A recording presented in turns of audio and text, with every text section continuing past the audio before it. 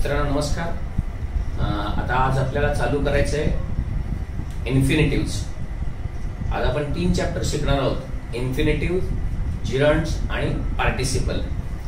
English मध्ये particularly participle हे अलीकडे जास्त पडायला लागले, म्हणजे 2019च्या राज्यसेवेमध्ये पार्टिसिपल वरती एक वाक्य म्हणून गेलं आणि आधी आयोगाने त्याचं उत्तर चुकीचं दिलं होतं, पण तरी सुद्धा नंतर ते बदली करायला लागलं। म्हणजे पार्टिसिपलचे नियम कसे आहेत, इन्फिनिटिव्हचे नियम काय आहेत आणि जिरंडचे नियम काय आहेत। फार रेअरली हा प्रकार, म्हणजे पर्टिक्युलरली इन्फिनिटिव्ह आणि जिरंड्स हे विशेष परीक्षेमध्ये येत नाही, चुकून कधीतरी एखादा प्रश्न येतो, पण माहिती आपल्याला असलंच पाहिजे। तर सगळ्यात पहिल्यांदा आपण आता बघूया इन्फिनिटिव्ह्ज।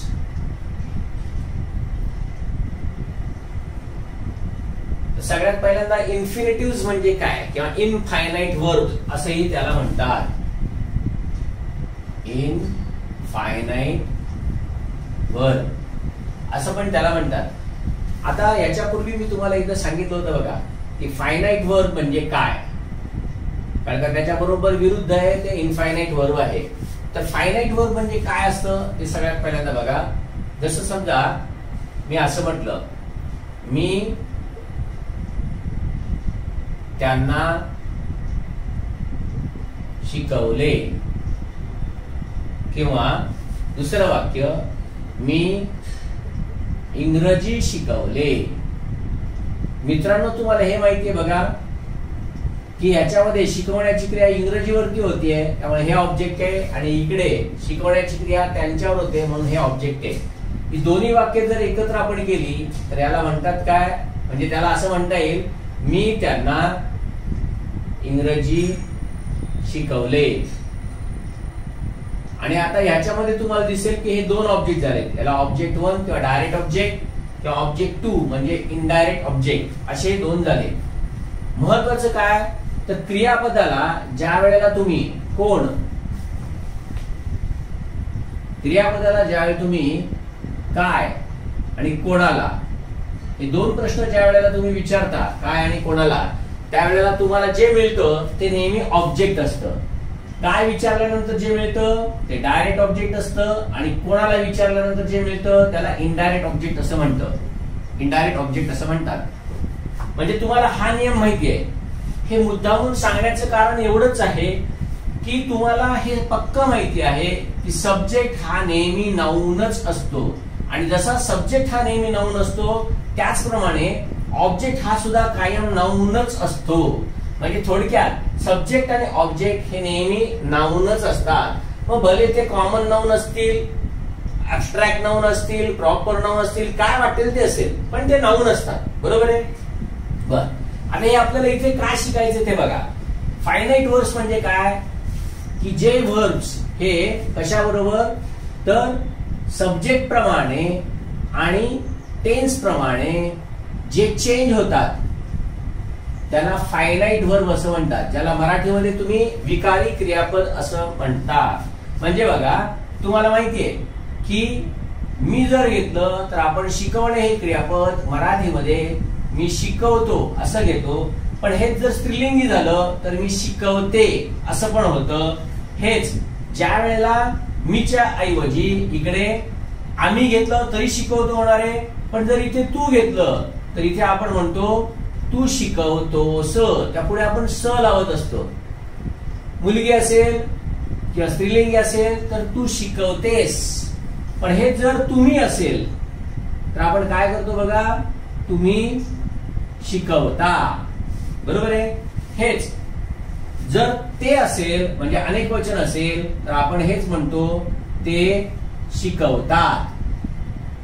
परत मित्रांनो तुम्हाला हे माहिती आहे की हा प्रेझेंट आहे, जर काळ बदलला तर ह्याची रूप पण बदलणार, म्हणजे शिकवले, शिकवला,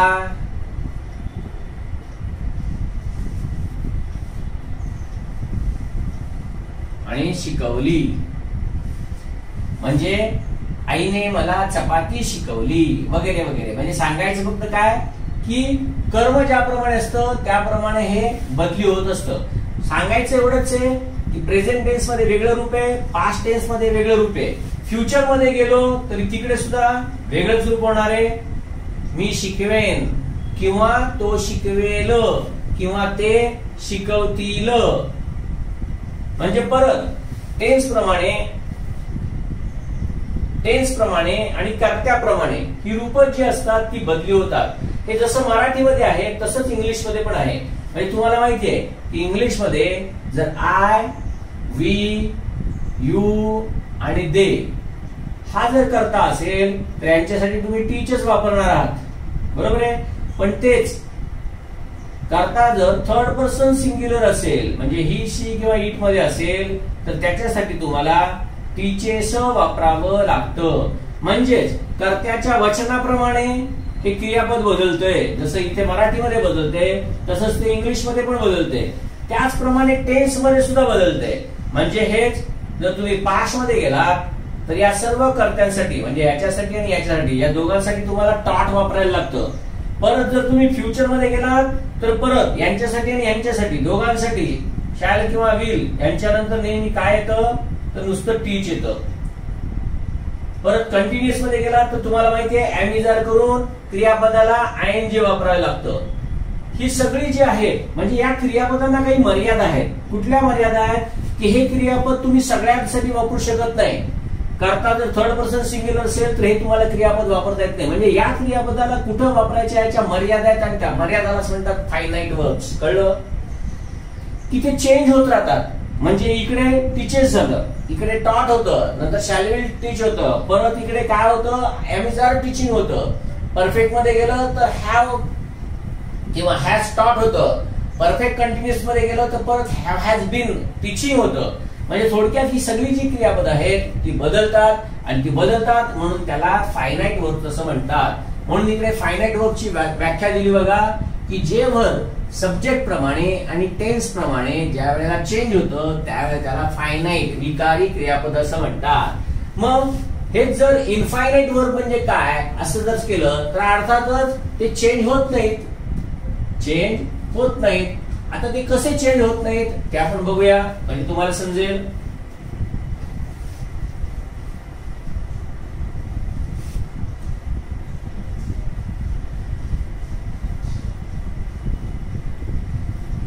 आता बघा इकडे तर तुम्हाला दिसलं की नाउन हेच नेहमी ऑब्जेक्ट असतं किंवा ऑब्जेक्ट म्हणून येण्याचा अधिकार शब्दांच्या सर्व जातींमध्ये फक्त नाउनला म्हणजे प्रोनाउन किंवा नाउन ह्यांनाच असतो. एवढं तर इथे तुम्हाला नक्की समजतं, बरोबर आहे. आता बघा हे पण ऑब्जेक्ट आहे आणि हे पण ऑब्जेक्ट आहे किंवा हे दोन्ही ऑब्जेक्ट आहे हे तुम्हाला समजलं. आता बघा मी फक्त नुसतं एवढंच केलं, मी पोहायला शिकवतो किंवा आता हा फायनाइट वर्ब आहे बघा, कारण का हा बदली होणार आहे, बरोबर आहे. हेच मी म्हटलं त्याने जायला सांगितले. आता बघा मित्रांनो हे सगळं मुख्य क्रियापद आहे आणि मुख्य क्रियापद हे नेहमी फायनाइट वर्बच असतं. कारण का ते कर्त्याप्रमाणे आणि काळाप्रमाणे बदलतं. हे आता आपण बघितलं. आता बघा मित्रांनो आपण इथे काय म्हटलंय बघा, क्रियापदाला ज्या वेळेला तुम्ही काय प्रश्न विचारता त्यावेळेला तुम्हाला ऑब्जेक्ट मिळतं, डायरेक्ट ऑब्जेक्ट मिळतं. आता इथे पण तसंच बघा, मी काय शिकवतो कळते का. बघा काय झालं, हा मेन वर्ब आहे आपला आणि हा सब्जेक्ट आहे, हा मेन वर्ब आहे. आता इथे मी ज्या वेळेला विचारतो मी काय शिकवतो त्यावेळेला पोहायला हे ऑब्जेक्ट मिळतंय आणि हे डायरेक्ट ऑब्जेक्ट आहे, कळते का. आता मित्रांनो मला काय सांगायचं ते लक्षात घ्या. जसं इथे पोहायला शिकवतो याच्यामध्ये पोहायला हे ऑब्जेक्ट आहे, पण हे जरी ऑब्जेक्ट असलं तरी मुळात हे काय आहे तर वर्ब आहे. मुळात याचा स्वभाव काय आहे, वर्ब येतो, बरोबर ना.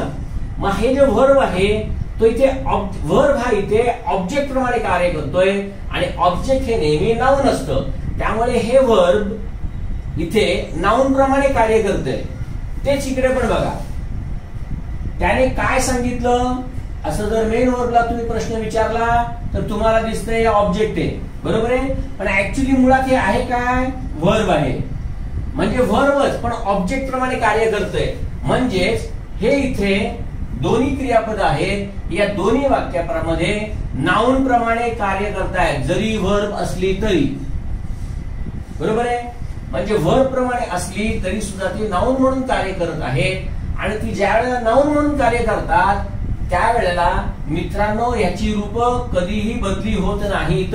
बघा तुम्ही आता इथे शिकवतोय, याच्याऐवजी मी इकडे फक्त सिंपल पास्ट केलायचा. मी पोहायला शिकवतो, याच्याऐवजी मी फक्त एवढंच म्हटलं, मी पोहायला शिकवले.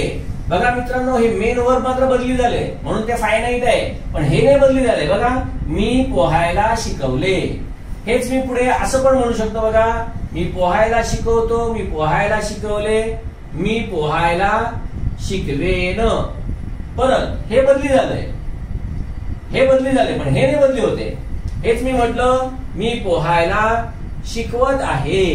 कंटिन्युअस मध्ये मी नेलं, पण कंटिन्युअस मध्ये नेलं तरी हे कुठे बदली झाले. हेच मी परफेक्ट मध्ये नेलं, मी पोहायला शिकवले आहे. इकडे बदली होतोय बघा, पण हे मात्र बदली होत नाहीये. सेम इथे पण आहे. त्याने जायला सांगितले, त्याने जायला सांगितले होते, तो जायला सांगत होता. काय वाटेल ते करा, तो जायला सांगू शकतो. बघा हे बदललंय. सांगू, सांगत, सांगितले हे बदली होतंय. सांगतो, तो जायला सांगतो हे बदली होते क्रियापद, पण हे नाही बदली होत. बघा याच्याऐवजी फक्त इकडे काय होईल बघा, तो जायला सांगत होता, तो जायला सांगू शकतो, तो जायला सांगतो.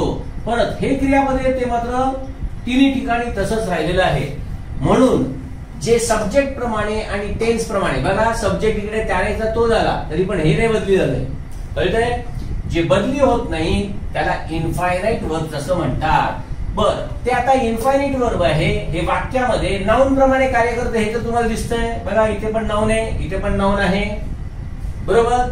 म्हणजे जरी ते वर्ब असलं तरी ते नाउन प्रमाणे कार्य करते, कारण का त्या ऑब्जेक्टच्या ठिकाणी आले. त्याने ऑब्जेक्टची जागा घेतलेली आहे. मग त्याने ती ऑब्जेक्टची जागा घेतलेली आहे. म्हणून सगळ्या इनफायनाइट वर्ब्सला किंवा इन्फिनिटिव्ह वर्ब्सला काय म्हणतात ते बघा, त्याला म्हणतात व्हर्बल नाउन. म्हणजे मराठीमध्ये तुम्ही म्हणता त्याला धातू साधित नाम, धातू पासून साध्य झालेलं असं नाम. आपल्याला ते काही बघायचं नाही. व्हर्बल नाउन इन्फिनिटिव्ह ला किंवा इनफायनाइट वर्ब्सला व्हर्बल नाउन असं म्हणतात. हा इथे नियम तुम्हाला समजला असेल. आणि आता हे जे इन्फिनिटिव्ह असतं किंवा इनफायनाइट वर्ब जे असतात हे दोन प्रकाराने लिहिले जातात. एकाला टू वर्ब म्हणजे इनफायनाइट वर्ब्स विथ टू असं म्हटलं जातं, आणि एक नुसतंच वर्ब असतं म्हणजे त्याच्यापूर्वी टू लावत नाहीत, म्हणून त्याला म्हटलं जातं बेअर इन्फिनिटिव्ह्ज किंवा बेअर इनफायनाइट वर्ब. कळतंय. बर आता ही जी इनफायनाइट वर्ब्स आहेत ही नेहमी नाउन प्रमाणे कार्य करतात, एवढं तर तुम्हाला समजलं. बरोबर आहे. कारण का परीक्षेमध्ये याच्यावरती एक प्रश्न येऊन गेला. तो प्रश्न कसा होता तो दाखवतो. का व्हर्बल नाउन म्हणजे काय ते तुम्हाला समजावं म्हणून फक्त सांगतोय.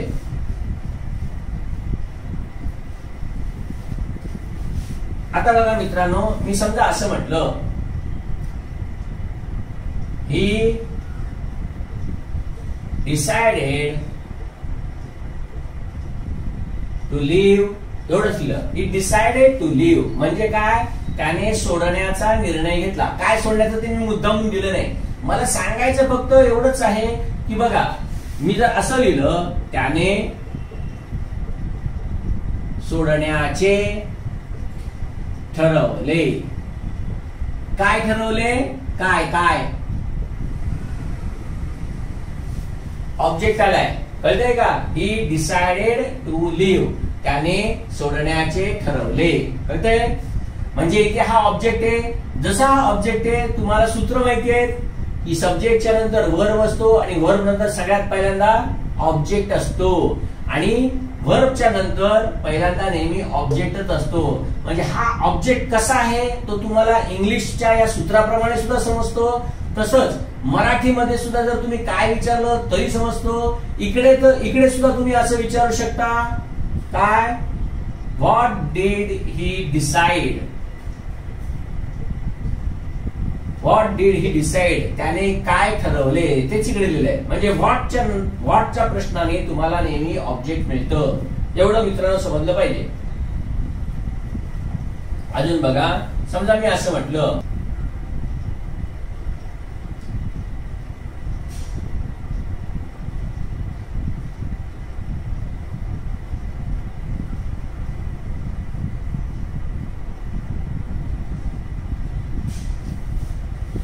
A teacher give me a book. आता ते बुक आहे, म्हणजे हे बुक कशासाठी दिलंय तर ह्याच्यासाठी. कळलं? फॉर व्हॉट सांगायचं ते नाही, मला सांगायचं फक्त एवढंच आहे की हे काय आहे, शेवटी व्हर्बल नाउन आहे, एवढं फक्त समजलं पाहिजे. हेच मी म्हटलं बघा, the teacher told to write. म्हणजे काय, टीचरने लिहायला सांगितले. टीचरने काय सांगितले, लिहायला. To write. परत झालं काय, व्हर्बल नाउन. कळतंय? कारण का क्रियापदाच्या नंतर आधी ऑब्जेक्ट येतं. कळतंय? त्यामुळे हे व्हर्बल नाउन पण झालेलं आहे. मला सांगायचं एवढंच आहे की वाक्यामध्ये ज्या वेळेला टू आणि क्रियापद ज्या वेळेला तुम्हाला दिसतं त्यावेळेला तुमच्या डोक्यामध्ये कायम हे राहिलं पाहिजे की ते व्हर्बल नाउन आहे, म्हणजेच ते इन्फिनिटिव्ह आहे. कारण का इकडे तुम्ही टेन्स बदली करू शकता, पण याचा टेन्स कधीही बदली होत नाही. हे त्याच्या मूळ क्रियापदाच्या रूपामध्ये तसंच्या तसंच राहतं. म्हणून त्याला इन्फिनिटिव्ह वर्ब किंवा इनफायनाइट वर्ब असं म्हणतात. कारण का ते काळाप्रमाणे हे जरी बदललं तरी हे चेंज होत नाही. कळतंय? बर, आता हे जे क्रियापद आहे, ह्या क्रियापदाला कधी कधी स्वतःचा सब्जेक्ट पण असतो. बघा, the teacher told me to write. बघा आता इथे काय केलंय बघा, मराठीमध्ये जर आपण बघितलं लगेच तुम्हाला अर्थ समजेल, असाही समजणारच आहे. पण बघा, सरांनी किंवा शिक्षकांनी मला लिहायला सांगितले. आता बघा, सर सब्जेक्ट आहे, हा वर्ब आहे.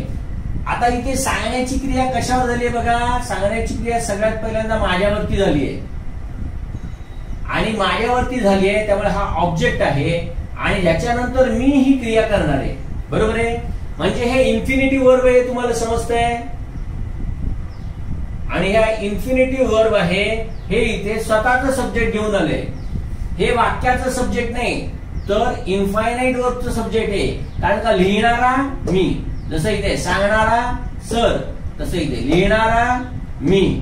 म्हणजे वाक्याचा सब्जेक्ट वेगळा आहे आणि वर्ब वेगळा आहे, परंतु इनफायनाइट वर्बचा सब्जेक्ट हा वेगळा आहे. हा जरी सब्जेक्ट असला आणि हा वर्ब दिसत असला तरी तो इनफायनाइट आहे, त्यामुळे त्याला व्हर्बल नाउनच म्हणायचं. हे कायम लक्षात ठेवा. अजून बघा,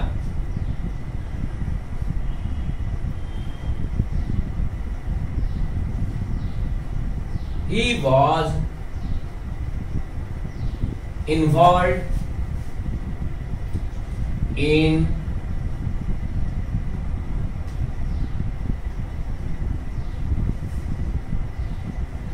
blaming her.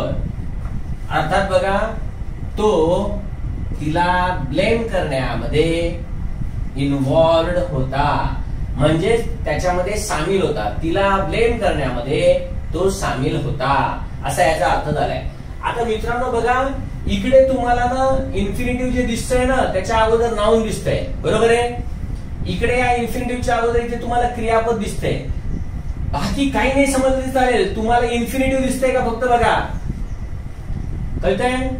इकडे टू राईट दिसतंय, परंतु इकडे मात्र बघा काय आहे, आयएनजी लावलेलं आहे. आणि हे जे आयएनजी आहे ना त्याला इंग्लिश मध्ये म्हणतात जिरण. त्यामुळे जिरण हे सुद्धा व्हर्बल नाउनच आहे, हे लक्षात ठेवा. जिरण आणि इन्फिनिटिव्ह हे दोन्हीही व्हर्बल नाउनच असतात. हे दाखवण्याचं कारण का, परीक्षेमध्ये काय आलंय ते मला तुम्हाला सांगायचंय. तर मित्रांनो एवढं लक्षात ठेवायचं की इनफायनाइट वर्ब म्हणजे टू असलेलं हे नेहमी काय असतं, अशी ज्या वेळेला वाक्य दिसतात तुम्हाला हे दिसलं पाहिजे की या इनफायनाइट वर्बच्या पूर्वी तुम्हाला कुठला तरी मेन वर्ब तिकडे दिसेल आणि तो मेन वर्ब ज्यावेळेला दिसेल तुम्हाला त्यावेळी त्याच्यानंतर असलेलं जे टू असलेलं जे काही क्रियापद आहे हे नेहमी व्हर्बल नाउनच म्हणजेच इन्फिनिटिव्ह असतं. जसं नाउन हे क्रियापदाच्या नंतर येतं तसंच मित्रांनो तुम्हाला नियम माहितीये की प्रेपोजिशन नंतर नेहमी नाउनच असतं. मग इथे प्रेपोजिशन आहे त्याच्यानंतर इकडे हे आलेलं आहे, मग हे काय आहे तर अर्थात हे पण नाउन आहे. हे फक्त आता विषय आहे व्हर्बल नाउनचा म्हणून मी जिरण सांगितलं. आता मला तुम्हाला जिरण शिकवायचं नाही, नियम फक्त एवढाच सांगायचा आहे की ज्याप्रमाणे इन्फिनिटिव्ह वर्ब वाक्यामध्ये आल्यानंतर ज्याप्रमाणे त्याचं रूप कधी बदली होत नाही त्याचप्रमाणे जिरण जर वाक्यात आलं तर त्याचंही रूप कधीही बदली होत नसतं. कारण का जिरण म्हणजेच क्रियापदाला आयएनजी आणि ज्या वेळेला क्रियापदाला आयएनजी असलेलं एखादं क्रियापदाचं रूप नाउन प्रमाणे कार्य करतं त्यावेळेला ते जिरण नसतं आणि ते जर तसं नसेल तर ते ऍडजेक्टिव्ह प्रमाणे काम करतं आणि ज्यावेळेला ते ऍडजेक्टिव्ह प्रमाणे काम करतं त्यावेळेला त्याला पार्टिसिपल असं म्हणतात. आणि हे तुम्हाला माहितीये कारण का क्रियापदाच्या कोणत्याही आयएनजी असलेल्या रूपाला तुम्ही प्रेझेंट पार्टिसिपल असं म्हणत असता. बरोबर आहे. हे आपल्याला आता शिकायचं काहीच नाही. आता इनफायनाइट वर्ब आता आपण बघितले की ते दोन प्रकारचे असतात. एक नुसतं ज्याला बेअर इन्फिनिटिव्ह म्हणतात आणि दुसरं की ज्याला इन्फिनिटिव्ह विथ टू असं म्हणतात. मित्रांनो हे इनफायनाइट वर्ब कुठे वापरलं जातं हे तुम्हाला सगळ्यांना माहितीये. उदाहरणार्थ बघा सगळ्या मॉडेल्स मध्ये म्हणजे तुम्ही कॅन घ्या, कुड घ्या, शुड घ्या, must, may, might, would, used to, going to, बघा हे सगळं आपण बघितलेलं आहे. बी टू, बरोबर आहे. या सगळ्यांच्या नंतर क्रियापदाला जे लागतं त्याला म्हणते हे असतं म्हणजेच इन्फिनिटिव्ह विदाउट टू. कळलं. हे कधीही बदली होत नसतं. हेल्पिंग वर बदली होईल, कळलं का, पण त्याच्यानंतर क्रियापदाचं मूळ रूप ज्याला इन्फिनिटिव्ह असं म्हणतात ते मात्र तसंच राहत असतं. समजतंय.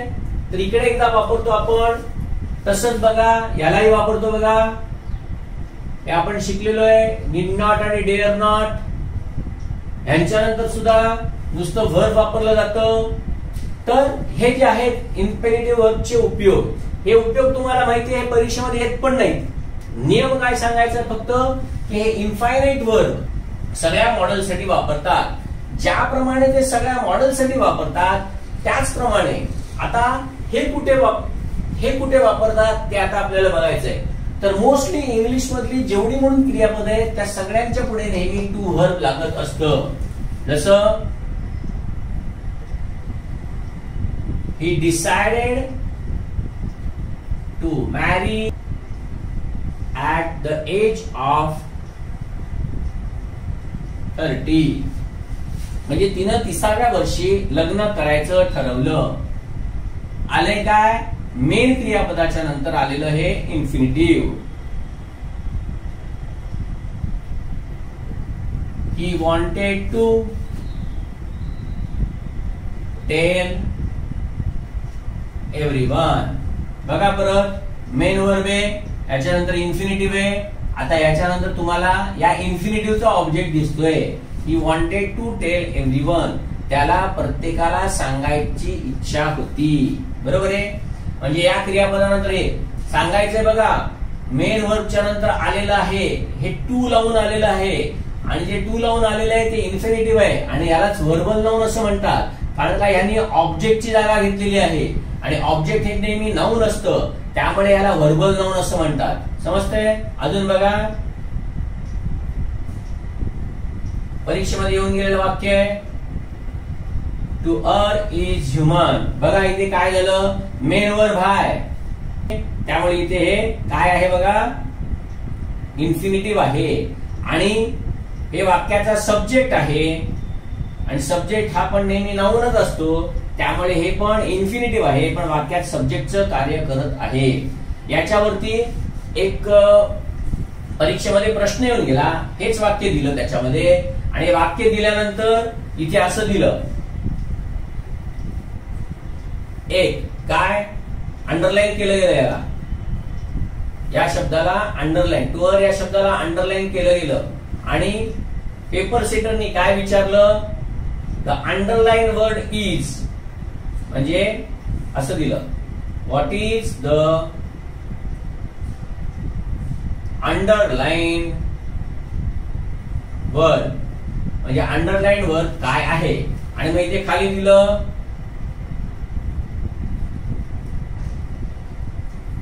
सब्जेक्ट ऑफ द सेंटेन्स आहे ना, दुसरं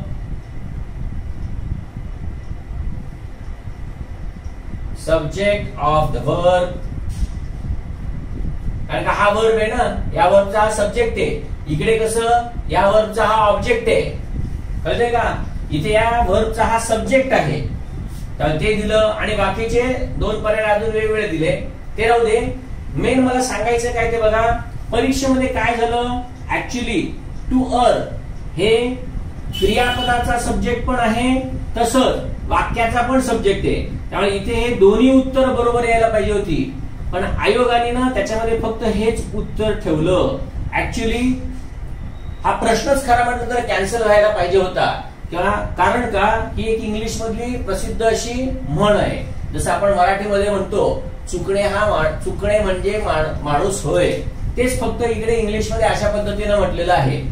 सांगायचं फक्त एवढ्यासाठीच की हे ज्याप्रमाणे क्रियापदाचं सब्जेक्ट आहे, त्याचप्रमाणे या वाक्याचा हा पण हा सब्जेक्ट आहे. म्हणजे खरं म्हटलं तर हे दोन्ही उत्तर बरोबर आहेत. इव्हन रेन मार्टिन मध्ये सुद्धा हे दिलेलं आहे की हा सब्जेक्ट ऑफ द वर्ब आहे, हा सब्जेक्ट ऑफ द सेंटेन्स आहे, याच्याबद्दल तर कोणाचंच दुमत नाही.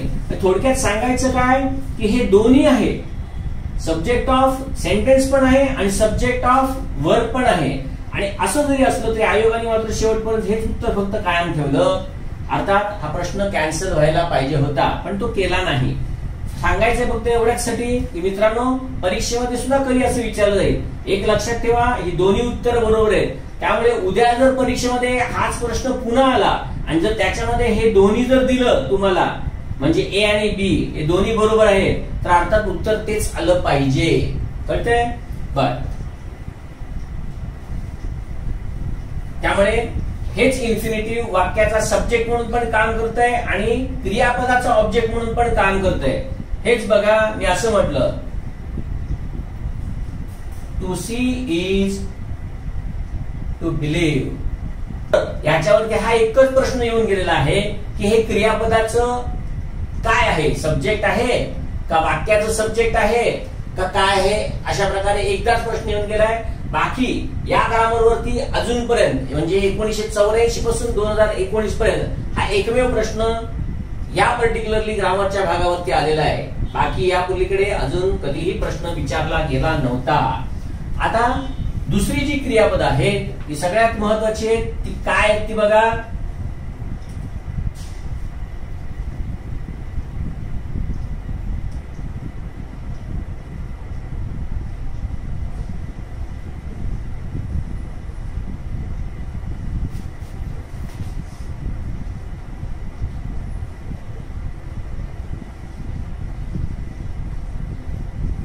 अशी काही क्रियापद आहेत इंग्लिश मध्ये, bid, make, see, hear, let, feel, know, watch. नियम काय यांचं लक्षात ठेवा. आता आपण बघितलं बघा की मुख्य क्रियापद जर असेल वाक्यामध्ये, मुख्य क्रियापद असतंच नेहमी, म्हणजे वाक्याच्या मुख्य क्रियापदानंतर येणारं दुसरं क्रियापद हे नेहमी असं असतं. हे आता आपण बघितलं, बरोबर आहे ना. आता ही जी क्रियापद आहेत, ही क्रियापद मात्र थोडी विचित्र वागतात. ऍक्च्युली आपण पॅसिव्ह वॉइस करत असताना सुद्धा ही क्रियापदं बघितलेली आहेत. ही क्रियापदं ज्या वेळेला वाक्यामध्ये मेन व्हर्ब म्हणून असतात, त्यावेळी त्यांच्यानंतर मात्र हे न येता बेअर इन्फिनिटिव्ह येत असतं. काय म्हणायचं?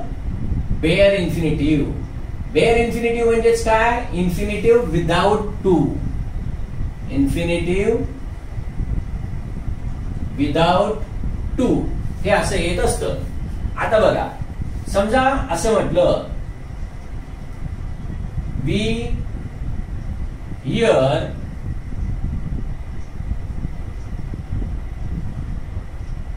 हर baby cry.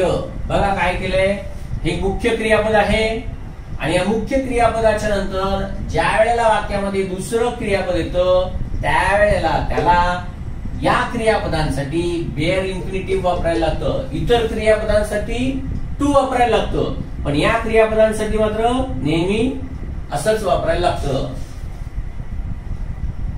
I know him Singh वेल. परत नोच्या नंतर इकडे आय नो हिम सिंगिंग वेल. परीक्षेमध्ये तुम्हाला हेच करतात माहितीये का, परीक्षेमध्ये असे वाक्य दिले जातात, पोलीस सॉ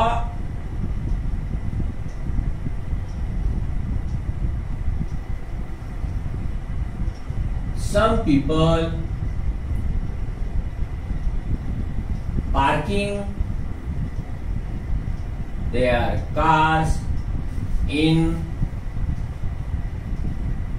no parking zone. परीक्षेमध्ये तुम्हाला असं वाक्य दिलं जाईल, संपूर्ण जगासाठी हे वाक्य पूर्णतः बरोबर आहे, परंतु जगाचा आणि तुमचा काही मात्रही संबंध नाही.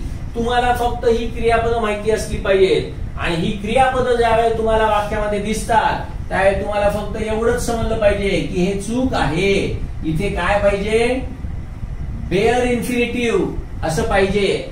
त्यामुळे जगामध्ये जरी हे वाक्य बरोबर असलं तरी तुमच्यासाठी मात्र हे वाक्य कायम चूकच आहे.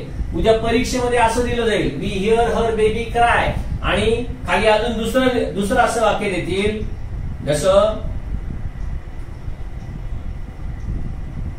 Mahesh heard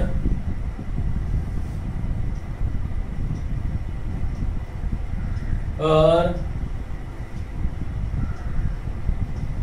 shouting. महेशनी तिला ओरडताना ऐकले. चूक, वाक्याचा अर्थ बरोबर तोच, पण heard आहे ना, मग हे चालणार नाही. आणि इथे उद्या जरी असं वाक्य दिलं म्हणजे परीक्षेमध्ये ह्याच्यावरती काय दिलं जाऊ शकेल ते बघा.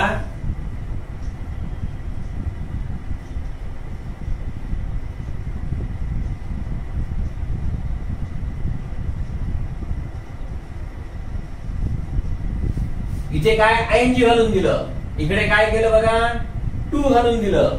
क्रियापद कुठलं आहे ते बघा, समजतंय. परीक्षक काय करेल माहितीये का, उद्या परीक्षेमध्ये हीच क्रियापद घेईल आणि कधी तिकडे आयएनजी घालून देईल, कधी असं घालून देईल. अजून दुसरं बघा,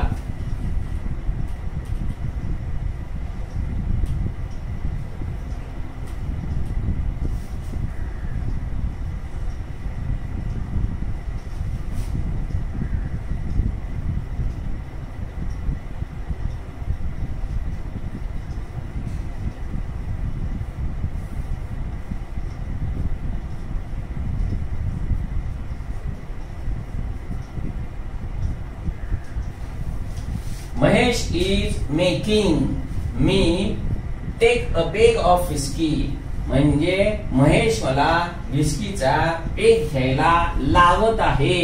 इकडे मेकचा अर्थ बनवणे नसतो तर लावणे म्हणून असतो, हे कायम लक्षात ठेवा. आणि हाच अर्थ बीडचा पण आहे, जसं आय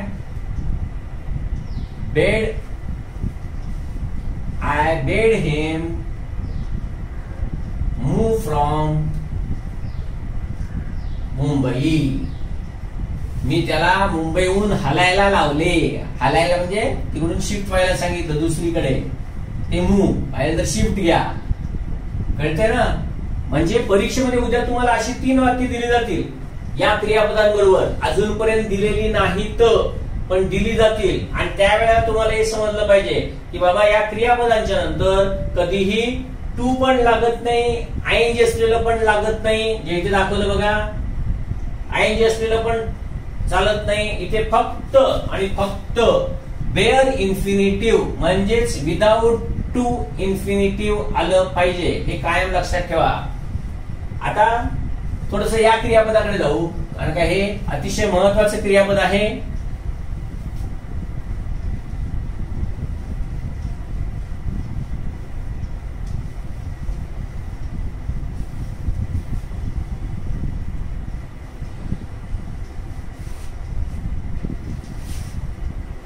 तर हे जे क्रियापद आहे, हे क्रियापद मात्र जसं हे क्रियापदाचा नियम आहे तसंच याही क्रियापदाचा नियम आहे. आपण पॅसिव्ह मध्ये पण शिकलेलो आहोत. पॅसिव्ह मध्ये या सगळ्या क्रियापदांबद्दल आपण काही 2-4 क्रियापदाबद्दल वाक्य पण घेतलेली आहेत. पॅसिव्हचं लेक्चर पहा, त्याच्यामध्ये तुम्हाला हे समजेल. बर, त्यावेळेला तिथे सांगितलं होतं की ऍक्टिव्ह व्हॉइस मध्ये मात्र ही कोणतीही क्रियापद जर आली, ऍक्टिव्ह व्हॉइस मध्ये एक क्रियापद आली ही तर यांच्यानंतर कधी पण क्रियापदाला बेअर इन्फिनिटिव्ह लागत असतं. परंतु पॅसिव्ह व्हॉइस मध्ये मात्र या क्रियापदांच्या नंतर टू इन्फिनिटिव्ह असतं. हे कायम लक्षात ठेवा. म्हणजेच काय, टू वर्ब असतं, हे लक्षात ठेवा. कळतंय? याच्याबद्दलचं तिकडे वाक्य पण आपण बघितलेली आहेत. की पाहिजे असेल तर पुन्हा बघा. आता ह्या फक्त एकच त्याला अपवाद आहे की लेट हे ऍक्टिव्ह मध्ये असू दे नाहीतर पॅसिव्ह मध्ये असू दे, याच्यानंतर मात्र नेहमी बेअर इन्फिनिटिव्हच लागतं. ऍक्टिव्ह आणि पॅसिव्ह कोणतंही असू दे, इथे मात्र बेअर इन्फिनिटिव्हच असलं पाहिजे. हा याचा नियम आहे. हे कायम लक्षात ठेवा. आता याच्यावरती म्हणून मुद्दामून एक वाक्य देतो तुम्हाला की कुठल्याही पद्धतीनं लेट जरी आलं तरी त्याच्या पुढे कधी पण क्रियापदाला टू लागत नाही. हे एवढा फक्त महत्वाचा नियम लक्षात ठेवायचा.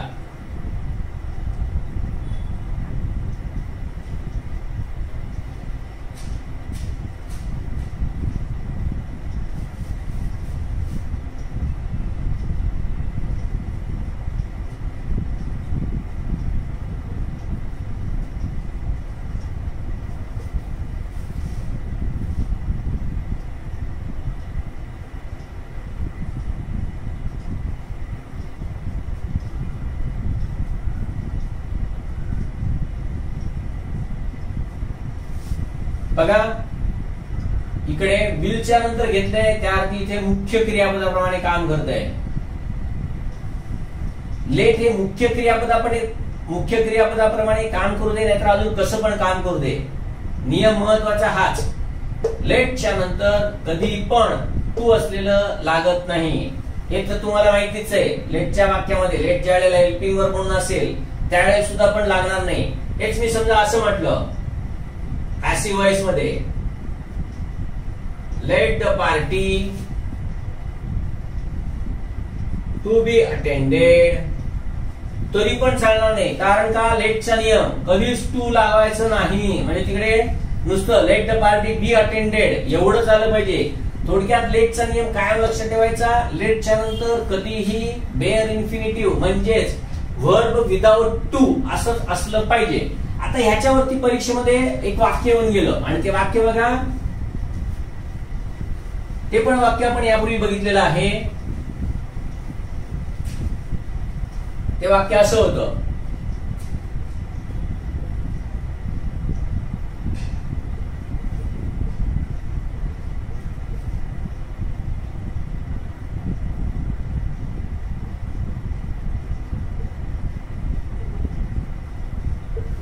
अशी 2 वाक्य दिली होती. लेट गो हॉर्सेस रेन्स, महत्वाचा नियम हाच, लेटच्या नंतर टू नसलं पाहिजे. आपल्याला ही लेटची अशा प्रकारची वाक्य पाहण्याची सवय नाही. आपल्याला फक्त एवढंच माहितीये काय, आधी लेट असतं, मग त्याच्यानंतर कुठला तरी सब्जेक्ट असतो, मग वर्ब असतो आणि मग ऑब्जेक्ट असतो. जसं let me go, late Sachin play, let us win this match. म्हणजे थोडक्यात काय, आपल्याला लेटची फक्त ही अशी वाक्य म्हणजे लेट त्याच्यानंतर सब्जेक्ट आणि मग वर्ब अशी वाक्य बघण्याची सवय आहे. तर इथे मात्र थोडं वेगळ्या पद्धतीनं वाक्य दिलं, पण नियम हाच होता. कळलं? म्हणजे इथे आज्ञार्थी वाक्य हे लक्षात ठेवा. आणि आज्ञार्थी वाक्यांमध्ये लेटच्या नंतर परत गो, कारण का लेटचा अर्थ परवानगी देणे किंवा एखादी क्रिया करू देणे अशा अर्थाने होतो. त्यामुळे इथे घोड्याचे लगाम सोडून दे असा त्याचा अर्थ आहे. तर अशा प्रकारे हे वाक्य दिलं गेलं. आता हे वाक्य का चुकलं तर बघा, वाक्यामध्ये मुख्य क्रियापदानंतर ज्या वेळेला दुसरं क्रियापद येतं त्यावेळेला त्याला आयएनजी न लागता टू व्हर्ब लागलं पाहिजे. म्हणजे हे वाक्य बरोबर कधी होईल की लेफ्ट टू प्ले असं जर केलं तरच बरोबर आहे. आणि परीक्षकांनी नेहमीच्या शैलीप्रमाणे दिलं, फक्त ए बरोबर आहे, फक्त बी बरोबर आहे, दोन्ही बरोबर आहेत आणि कोणतंच बरोबर नाही असं दिलं. तर अशा प्रकारे ह्याच्यावरचे प्रश्न विचारले गेले होते. त्यामुळे मित्रांनो, ही जी क्रियापद आहेत ही मात्र तुमची पाठच पाहिजे की या क्रियापदांच्या नंतर कधीही टू असलेलं व्हर्ब लागता कामा नये. ऍक्टिव्ह मध्ये पॅसिव्ह असेल तर मात्र तिकडे टू व्हर्ब लागतं. हा याचा अपवाद आहे, लक्षात ठेवा. आणि लेट हा तर दोघांमध्ये अपवाद आहे.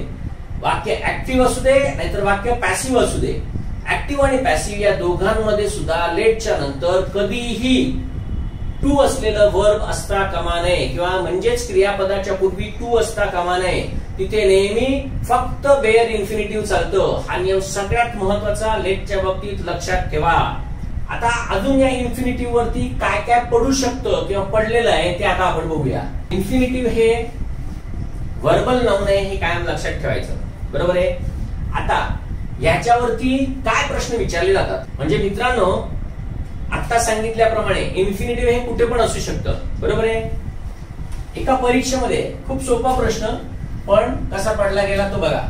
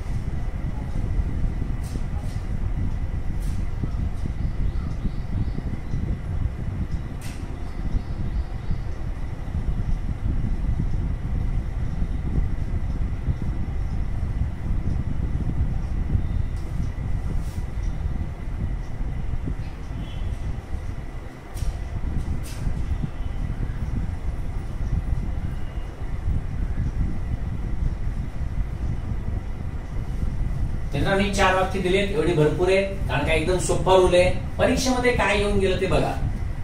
परत इकडे बघा, सगळीकडे तुम्हाला वाक्याची सुरुवात टू नी झालेली दिसते. हे सगळे अर्थातच इन्फिनिटिव्ह वर्ब आहेत. आणि परीक्षकांनी काय केलं, हे वाक्य येऊन गेलं होतं त्या परीक्षेमध्ये. परीक्षकांनी काय केलं म्हणजे याच वाक्यामध्ये काय दिलं ते सांगतोय तुम्हाला. म्हणजे परीक्षकांनी काय केलं, इकडे फक्त असं लिहिलं, इन्स्ट्रक्शन अशी दिली, रिराइट द सेंटेन्स म्हणजेच given sentence. Rewrite the given sentence using it असं दिलं. कळतंय काय करायला सांगितलं बघा. जी दिलेली सेंटेन्स आहेत ना ती इट घालून लिहायची असं दिलं. इट हे असं सर्वनाम आहे की ते कोणत्याही कर्त्यासाठी वापरता येऊ शकतं. आता ते आपल्याला त्याच्याबद्दल काही देणं घेणं नाहीये. महत्वाचं काय आहे ते बघा की हे ज्या वेळेला युजिंग इट करून लिहायचं आहे त्यावेळेला काय केलं जातं. उद्या कदाचित rewrite the sentence using it याच्याऐवजी असं वाक्य देतील की रिराइट सेंटेन्स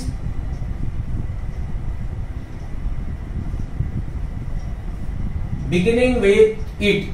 कळलं का. म्हणजे इट नी सुरुवात करून वाक्य लिहा असं दिलं जाईल. सांगायचं फक्त काय ते बघा. आता मित्रांनो हे इतकं सोपं आहे. अर्थात तुम्हाला लिहायचं काहीच नसतं. जरी परीक्षकाने रिराईट दिलं असेल तरी सुद्धा तुम्हाला पर्याय दिलेले असतात आणि त्या पर्यायामध्ये तुम्हाला ते फक्त बघायचंय. तर मित्रांनो, अशा वेळेला काय करायचं असतं बघा, इथे ईज असू दे, नाहीतर वाज असू दे, नाहीतर विल बी असू दे, कळलं का? आपल्याला त्याच्याशी काही देणं घेणं नाही. आपल्याला हा सब्जेक्ट आहे आणि याच्यानंतरचा हा प्रेडिकेट आहे, एवढं फक्त समजतंय ना, तेवढं फक्त महत्वाचं आहे, कळलं? मग काय केलं जातं की हे पूर्ण जे सब्जेक्ट आहे हे इटने रिप्लेस केलं जातं आणि मग या सगळ्यासाठी इट वापरायचं आणि इट इज नॉट राईट असं करायचं आणि मग पुढे ही फ्रेज लिहायची. म्हणजे पूर्ण लिहून झाल्यावर it is not right to cheat others. इथे काय म्हटलं, दुसऱ्यांना फसवणं योग्य नाही. इकडे काय म्हटलं बघा, हे चांगलं नाही दुसऱ्याला फसवणं. दोन्हीचा अर्थ एकच आहे. त्यामुळे इट वापरल्यामुळे वाक्याचा अर्थ बदलला नाहीये, फक्त ही कन्स्ट्रक्शन चेंज झालेली आहे एवढंच फक्त लक्षात ठेवा. मग तसंच आता इकडे पण करता येईल.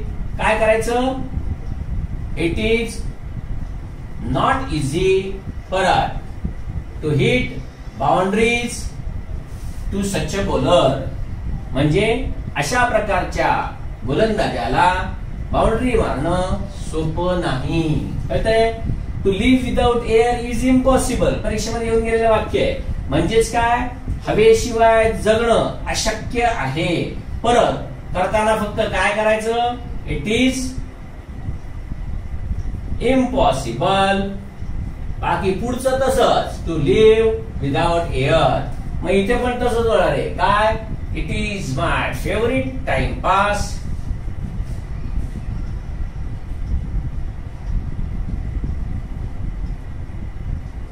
To read newspaper. तर अशा प्रकारे एक मार्काला फक्त एकाच प्रश्नपत्रिकेमध्ये येऊन गेलं. म्हणजे 1984 पासून ते 2019च्या कालखंडामध्ये फक्त एकदाच पेपरला येऊन गेलेला हा प्रश्न फक्त माहित असला पाहिजे. ऍक्च्युली वाक्य वाचल्यानंतर कोणालाही सहज समजेल, म्हणजे याच्यामध्ये अवघड काहीच नाहीये. कळतंय? तर हे आता मित्रांनो, दुसरा महत्वाचा रूल, दुसऱ्या प्रकारचं थोडंसं वाक्य तुम्हाला दाखवतोय. ही वाक्य परीक्षेत येऊन गेलेली नाहीयेत, पण दाखवण्याच्या मागचं कारण एवढंच आहे की आता जसं आपण इच्छा बघितलं तसंच जर उद्या अशा प्रकारचं वाक्य आलं तर काय करायचं याच्यासाठी फक्त हे दाखवतो.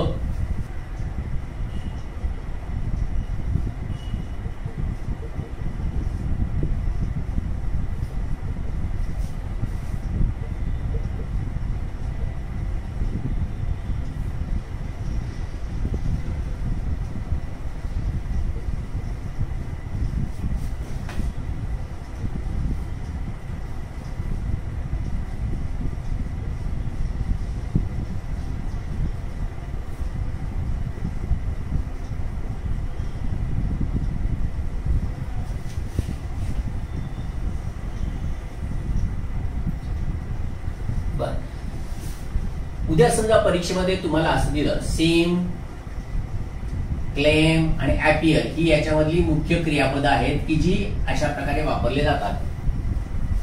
महत्वाचं काय आहे ते बघा. या सगळ्या वाक्यांमध्ये उद्या समजा तुम्हाला एकतर असं वाक्य देऊ शकतात, जसं मगाशी रीडचं दिलं तसं, रिराईट द सेंटेन्स म्हणजेच गिव्हन सेंटेन्स युजिंग, ही अशी क्रियापदं दिली जातील तुम्हाला. कळते? इन्फिनिटिव्हच्या बाबतीत. आणि हे इन्फिनिटिव्ह कसं होत असतं ते फक्त बघा. ऍक्च्युली हे आपण पॅसिव्ह व्हॉइस मध्ये पण शिकलेलो आहोत. इथे परत एकदा नव्याने बघा. म्हणजे उद्या जर असं दिलं तर परीक्षक काय करतील ते बघा. इथे एकतर हे वाक्य देतील किंवा असं देतील, it seems that he is gaining weight.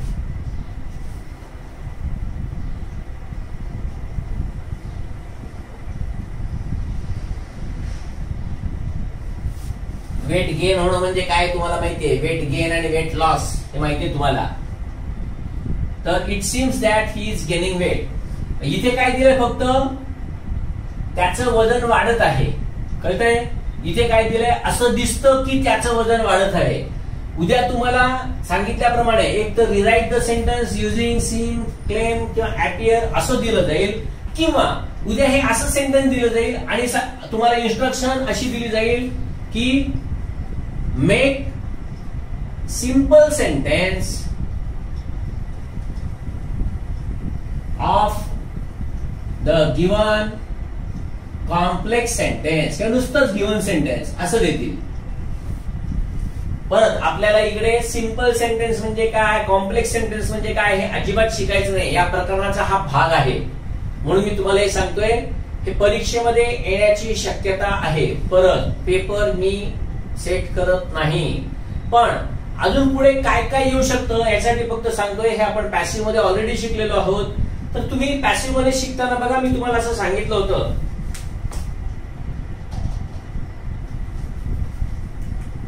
की अशा वेळेला पॅसिव्ह करत असताना काय करतात, तर इट आहे ते काढलं जातं, दॅट आहे हे काढलं जातं आणि त्याच्यानंतर हे आहे ते इथे घेतलं जातं. आपण रिपोर्टिंग वर्कचं जे पॅसिव्ह केलेलं आहे त्यावेळेला इथे तुम्हाला मी हा प्रकार शिकवलेला आहे. तसं आता हेच समजा असं लिहिलं, इट इज क्लेम दॅट म्हणजे असा दावा केला जातो आणि पुढचं हे वाक्य असं, India has ban some Chinese apps. बरोबर आहे. तिथे पण आपण हे शिकलेलो आहे बघा की हे काढलं जातं, हे पण काढलं जातं आणि हे उचलून इकडे ठेवलं जातं.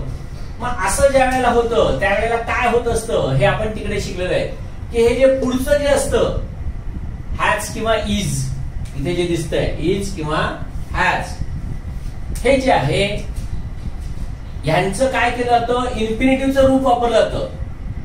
आणि ते इन्फिनिटिव्हचं रूप वापरल्यानंतर हेच वाक्य पहिले हे बघा कसं होतंय, मग हे दाखवतो कारण का याच्या खाली दिसेल तुम्हाला. बरोबर. म्हणजे इंडिया इकडे घेतलं, इंडिया एक वचन आहे त्यामुळे इकडे इज घेतलं, पुढे इंडिया इज क्लेम्ड घेतलं. आता हे तर इकडे गेलं. आता हे पुढचं जे आहे त्यातल्या हॅजचं इन्फिनिटिव्ह वापरायचं. म्हणजेच काय, India is claimed to have ban आणि मग पुढे सम चायनीज ऍप्स. बरोबर आहे. मग असंच इथे जर करायचं असेल तर ते वाक्य कसं होईल बघा. ही पहिल्यांदा येणार बघा, ही इकडे घेतलं, आता ही इकडे घेतल्यानंतर हे तर तसंच राहणार आहे. ही सेम्स, नंतर इथचं इन्फिनिटिव्ह काय आहे, टू बी आहे त्यामुळे ही सेम्स टू बी, बाकी पुढचं तसंच. Gaining weight. कळलं. हे फक्त कोणत्या सिंपलच्या प्रेझेंट आणि पास्ट किंवा परफेक्टचं प्रेझेंट आणि पास्ट या दोन मध्येच फक्त ही अशा प्रकारची वाक्य केली जातात.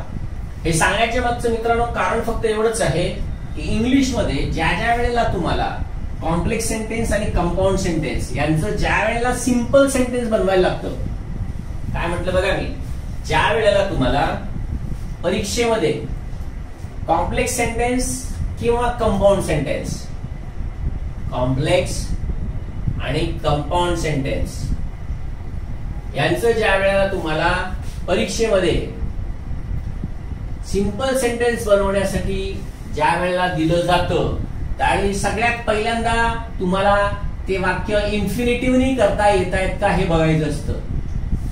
आणि जर इन्फिनिटिव्हनी करता येत नसतील तर मात्र नंतर ती फक्त पार्टिसिपलनीच होत असतात असा त्याचा रूल आहे. हा रूल आपण शिकणार आहोत. आता हेच आपण सगळं शिकतोय तर ते सगळ्यात पहिल्यांदा इन्फिनिटिव्हनी होतं का हे बघायचं असतं. त्याच्यासाठीच आहे फक्त. जसं परीक्षेमध्ये एक वाक्य येऊन गेलं, असं वाक्य होतं आत्ताच्या लेटेस्ट परीक्षेमध्ये येऊन गेलेलं आहे, इट वॉज, माय होतं का हर होतं काहीतरी होतं, जाऊ दे. It was not my intention that I would write him a letter. आता एक वाक्य आहे आता मी काय सांगितलं बघा, इन्फिनिटिव्हचा महत्वाचा सगळ्यात उपयोग परीक्षेसाठी जर कुठला असेल ना तर तो हाय. कॉम्प्लेक्स किंवा कंपाऊंड सेंटेन्स जर दिलं असेल तर त्याचं सिंपल सेंटेन्स करण्यासाठी सगळ्यात पहिल्यांदा इंग्लिश मध्ये त्याला इन्फिनिटिव्ह लागतं का हे बघितलं जात असतं. हे परीक्षेमध्ये येऊन गेलेलं वाक्य, एमपीएससीच्याच परीक्षेमध्ये येऊन गेलेलं वाक्य. अर्थात खाली 4 पर्याय असतात, त्यामुळे ते वाक्य करणं खूप सोपं असतं. उदाहरणार्थ ह्याच्यामध्ये काय काय दिलं गेलं बघा.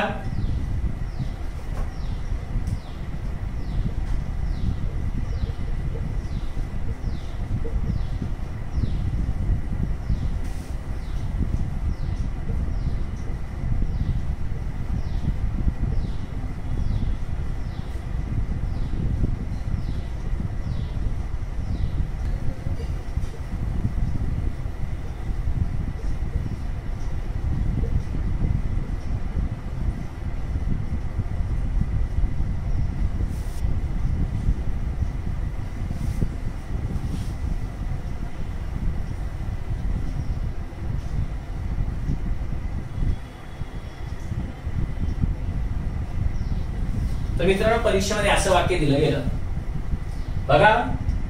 सिंपल सेंटेन्स म्हणजेच केवळ वाक्य. केवळ वाक्य यांचा नियम काय असतो की त्या वाक्यामध्ये फक्त एक सब्जेक्ट आणि एक प्रेडिकेट असतो, म्हणजेच एक कर्ता आणि एक क्रियापद असतं. जाऊ दे, मला सांगायचं काय ते बघा. मी आता जे तुम्हाला सांगितलं ना की कोणतंही कॉम्प्लेक्स सेंटेन्स किंवा कंपाऊंड सेंटेन्स ज्यावेळी तुम्हाला दिलं जातं आणि ते तुम्हाला सिंपल सेंटेन्स करायला सांगितलं जातं त्यावेळेस सगळ्यात महत्वाचं असतं ते सगळ्यात पहिल्यांदा इन्फिनिटिव्ह वापरणं. आता इथे आपण इन्फिनिटिव्ह वापरणं हे शिकतोय, त्यामुळे तुम्ही याचं उत्तर बरोबर द्याल सुद्धा, कळलं का. पण परीक्षेमध्ये मात्र तुम्हाला हा रूल माहित असला पाहिजे, कळलं का. कारण का परीक्षेमध्ये हे नाही सांगणार आहे की इन्फिनिटिव्ह वापरा म्हणून.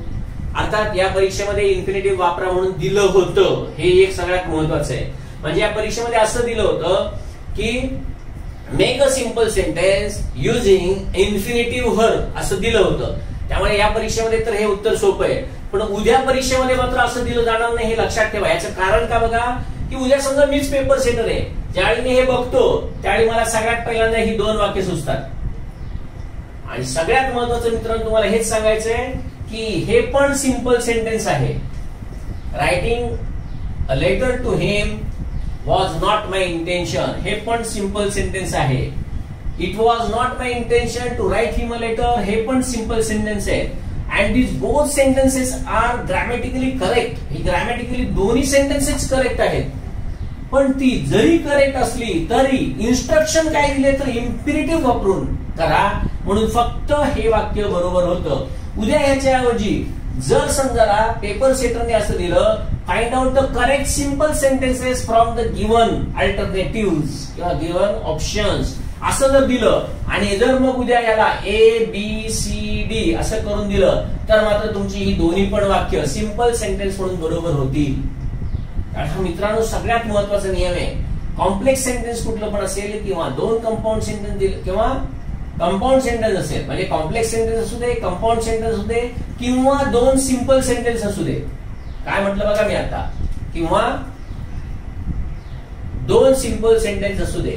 आणि या 2 सिंपल सेंटेन्स सुद्धा ज्यावेळी तुम्हाला एक सिंपल सेंटेन्स करायला दिलं जातं त्यावेळी मित्रांनो हा नियम आहे की तिथे इन्फिनिटिव्ह वापरावंच लागतं. त्यामुळे पहिल्यांदा इन्फिनिटिव्ह वापरूनच बघायचं असतं की ते वाक्य बरोबर होतंय का नाही. ते जर असेल तर तेच उत्तर बरोबर असतं. म्हणून खास करून हा नियम लक्षात ठेवा. इन्फिनिटिव्हचा सगळ्यात जास्त उपयोग हा इंग्लिश मध्ये केला जात असतो आणि तो करण्याच्या मागचं कारण हेच असतं. कारण का छोटं छोटं वाक्य अनेकदा बोलण्यापेक्षा एकच मोठं वाक्य बोलणं कधी पण चांगलं असतं. म्हणजे 2 वाक्य अँड जोडायची आणि म्हणायची याच्यापेक्षा एक वाक्य टू लावून जोडलं आणि म्हटलं तर कधी पण चांगलं आहे. आता ते कसं ते आपण बघूया. परीक्षेमध्येच येऊन गेलेलं वाक्य परत मी दाखवतो याच्यासाठी. ही हॅज माय बुक असं एक वाक्य दिलं आणि दुसरं दिलं ही मस्ट रीड इट अशी 2 वाक्य परीक्षेत दिली होती. अर्थात पर्याय खाली दिले होतेच आणि पर्यायामधनं उत्तर शोधणं हे खूप सोपं आहे याच्यासाठी. म्हणजे महत्वाचं तर आहेच हा चॅप्टर आणि पर्टिक्युलरली हा नियम, पण तो खूप इतका सोपा आहे की वाक्य बघितल्याबरोबर समजतं. जसं बघा याच वाक्याचं होणारे काय माहितीये का, हे असं होणार आहे ही हॅज माय बुक आणि पुढे फक्त टू रीड करायचंय. इट घ्यायची गरज नाही कारण का बुक हे ऑलरेडी इथे आहे. समजलं? अजून बघा,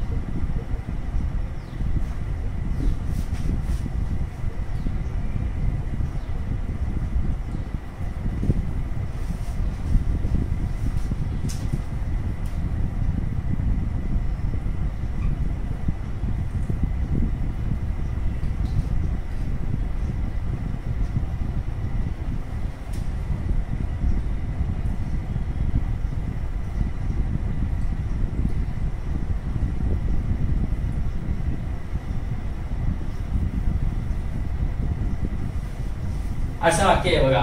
all the leaders of opposition held a meeting. म्हणजेच विरोधी पार्टीच्या सर्वांनी एक सभा किंवा एक मीटिंग भरवली.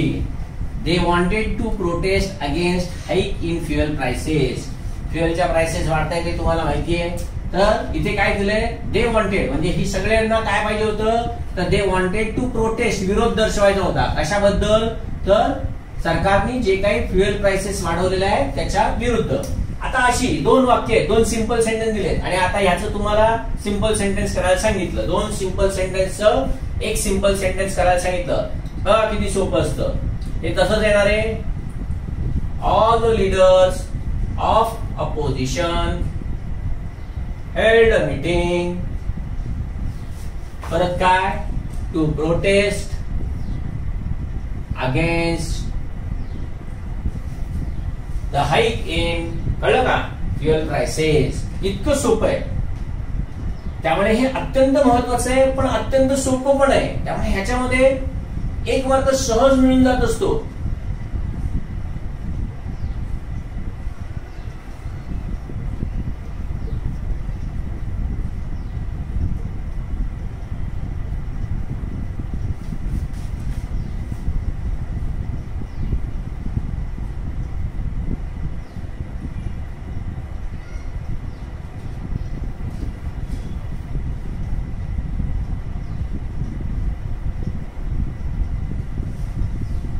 अजून एक दिले बघा, there are many facilities in the park, children should use them. म्हणजे बागेमध्ये अनेक सोयी उपलब्ध आहेत किंवा अनेक सोयी बागेमध्ये आहेत. Children should use them. मुलांनी म्हणजे लहान मुलांनी त्याचा उपयोग केला पाहिजे. परत सोपं किती बघा, देर आर मेनी फॅसिलिटीज. आता बघा, इन द पार्क. आता फक्त करता असेल तर काय करायचं, फॉर चिल्ड्रन टू यूज. कळतंय? देम परत घ्यायची गरज नाही कारण का ते इथे ऑलरेडी आहे. कळलं? म्हणजे there are many facilities in the park. Park मध्ये भरपूर सुविधा आहेत मुलांसाठी वापरायला. म्हणजे मुलांसाठी वापरायला पार्क मध्ये अनेक फॅसिलिटीज आहेत. तर मित्रांनो, हे अशा प्रकारची वाक्य असतात.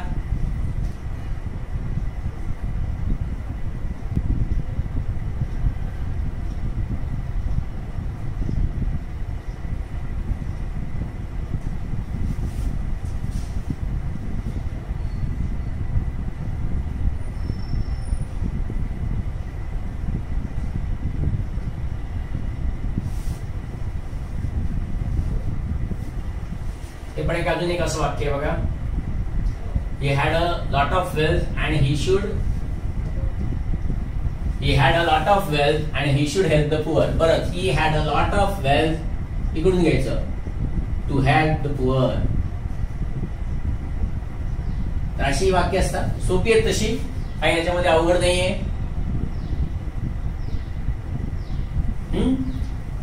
आता पुढचं बघूया. इंग्लिश मध्ये काही अशी क्रियापद आहेत की या क्रियापदांच्या नंतर मात्र इंग्लिशमध्ये WH वर्ड हा मात्र लागत असतो.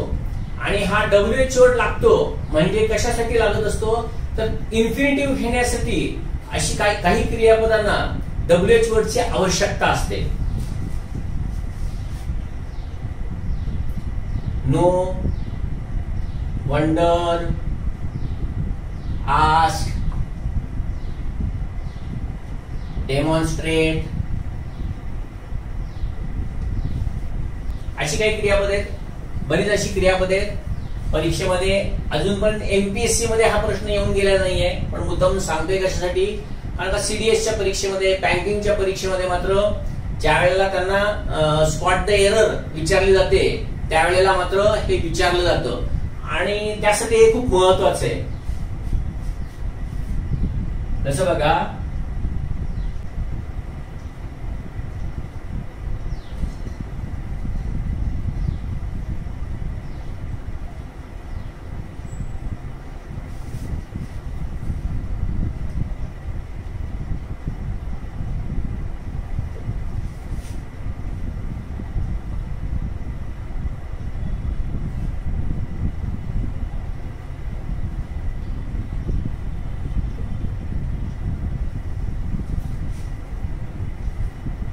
आता समजा असं वाक्य दिलंय I wanted to know to operate a computer.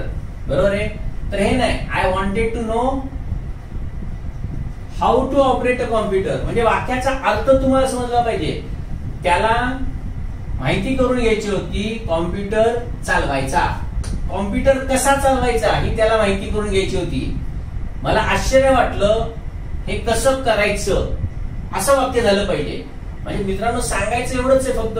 बघा अजून इकडे पण बघता येईल बघा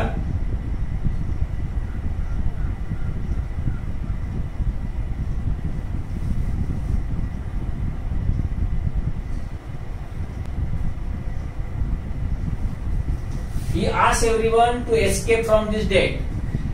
How to escape? म्हणजे सांगायचं एवढंच आहे. काही क्रियापद आहेत त्या क्रियापदांची लिस्ट पुस्तकामध्ये मी दिलेली आहे की बघा या क्रियापदांच्या नंतर नेहमी तुम्हाला WH वर्ड ही घ्यावीच लागतात.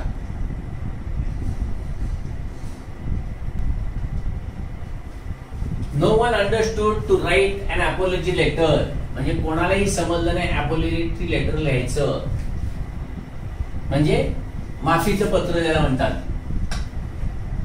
अर्धवट वाक्याचा अर्धच अर्धवट होतो. Why to write an apology letter म्हणजे कोणालाही समजलं नाही की का अपॉलॉजी लेटर लिहून द्यायचं. तर ते तुम्हाला फक्त वाक्याचा जर पूर्ण अर्थ बघितला तर तुम्हाला समजतं. अजून बघू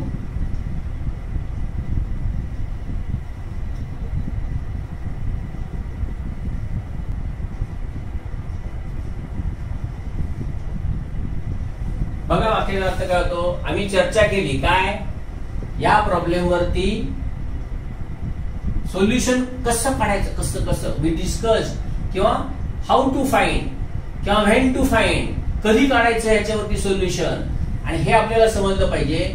आणि हे फक्त वाक्यांचा अर्थ बघितला की तुम्हाला समजतं. अशी काही क्रियापद आहेत इंग्लिशमध्ये. ती क्रियापद फक्त लक्षात ठेवायची असतात. परत लक्षात ठेवायची गरज नाही. इंग्लिश वाक्याचा मराठीमध्ये अर्थ समजला तर स्पॉट द एरर मध्ये मात्र तुम्हाला हे बरोबर समजतं की हे काय आणि काय इथे नेमकं पाहिजे. परत हाही नियम अजून MPSC ला येऊन गेलेला नाहीये पण पुस्तकामध्ये हा दिलेला आहे. तो अवश्य करा कारण हा रूल महत्वाचा आहे. एवढं फक्त लक्षात ठेवा. बर याच्या पलीकडे इंग्लिश मध्ये अजून एक रूल आहे. तो काय तो बघा अँड असतं. अँड आणि बट ही दोन कंपाऊंड सेंटेन्सची कंजंक्शन आहेत ही माहिती आहे. परत महत्वाचा रूल तो नाही जर डू या क्रियापदानंतर म्हणजे डू असू दे नाहीतर डल असू दे नाहीतर डीड असू दे ह्याच्यानंतर जर एनिथिंग एव्हरीथिंग यासारखे जर शब्द असतील आणि त्याच्यानंतर जर अँड येत असेल तर इंग्लिशमध्ये रूल काय तर त्या ठिकाणी इन्फिनिटिव्ह जे अँडच्या नंतर किंवा बटच्या नंतर येतं त्यावेळेला त्याला कधीही टू लावलं जात नाही. बघा मी असं म्हटलं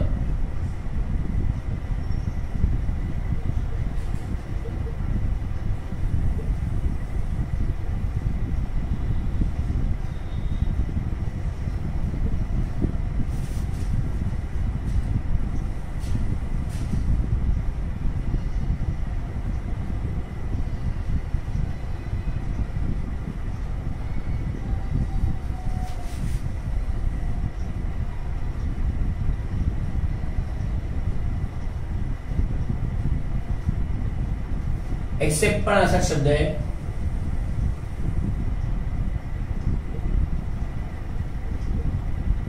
टू नाही यायचं तिकडे, नुसतं स्टडी.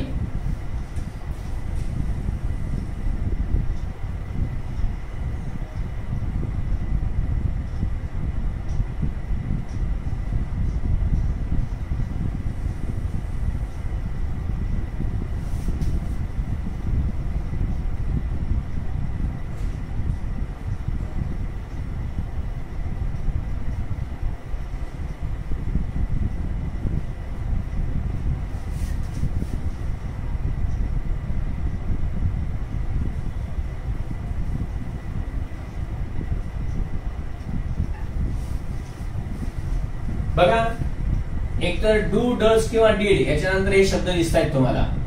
परीक्षेमध्ये अजूनपर्यंत हा रूल आलेला नाही, पण खास करून लक्षात ठेवा, कारण का ह्याच्यानंतर he does nothing but to play games असं परीक्षेमध्ये दिलं जाईल. आणि ज्यावेळी ते टू प्ले दिलं जाईल त्यावेळी ते चुकीचं हे समजलं पाहिजे. एक्सेप्ट टू आलं नाही पाहिजे. अँड याच्यानंतर म्हणजे he does everything to play and to pass him.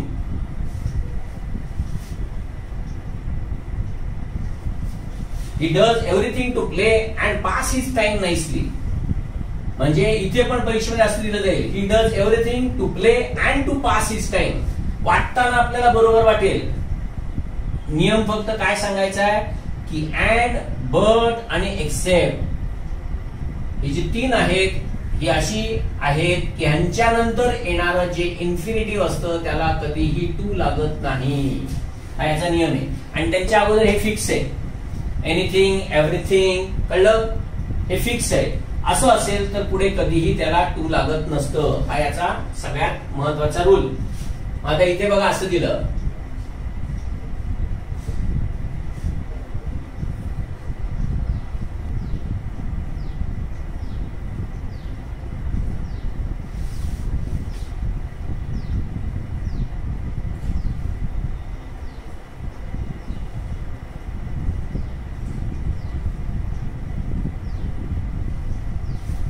I want you to study English well and to achieve a post this year. परत तुम्हाला ज्यावेळी दिसतं अँडच्या पूर्वी टू लागलेलं त्यावेळी तुम्हाला समजलं पाहिजे की याच्यानंतर टू आलंच नाही पाहिजे.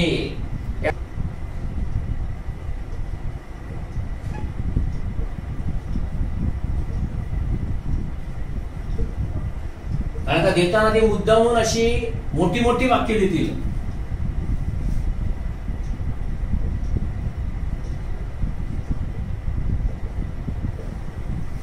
She decided to appear for exams and to crack it. परत चालणार नाही.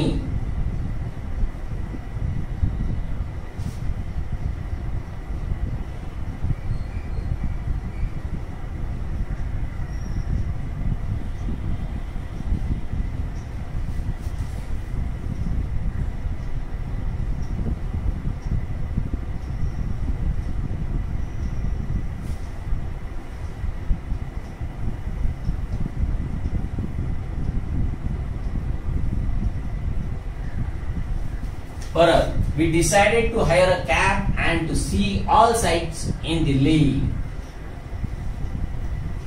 अतिशय महत्वाचे रूल आहेत. एमपीएससी मध्ये अजूनही आलेले नाहीये. त्यामुळे हे दोन रूल मगाशी सांगितलेला डू, डज किंवा डीड याच्यानंतर एनिथिंग आणि एव्हरीथिंग असेल आणि त्याच्यानंतर बट, अँड आणि एक्सेप्ट असेल तर त्याच्यानंतर क्रियापदाला टू लागलं नाही पाहिजे. तसंच इकडे पण ज्या वेळेला अँडनी जोडलेले तुम्हाला वाक्य दिसतील आणि त्याच्या अगोदर अँडच्या अगोदर जर ऑलरेडी एक इन्फिनिटिव्ह असेल तर अँड नंतर येणाऱ्या दुसऱ्या इन्फिनिटिव्हला टू नसलं पाहिजे. ते का नसलं पाहिजे? कारण का ते ऑलरेडी इथे आहे म्हणून नसलं पाहिजे असा तो रूल आहे.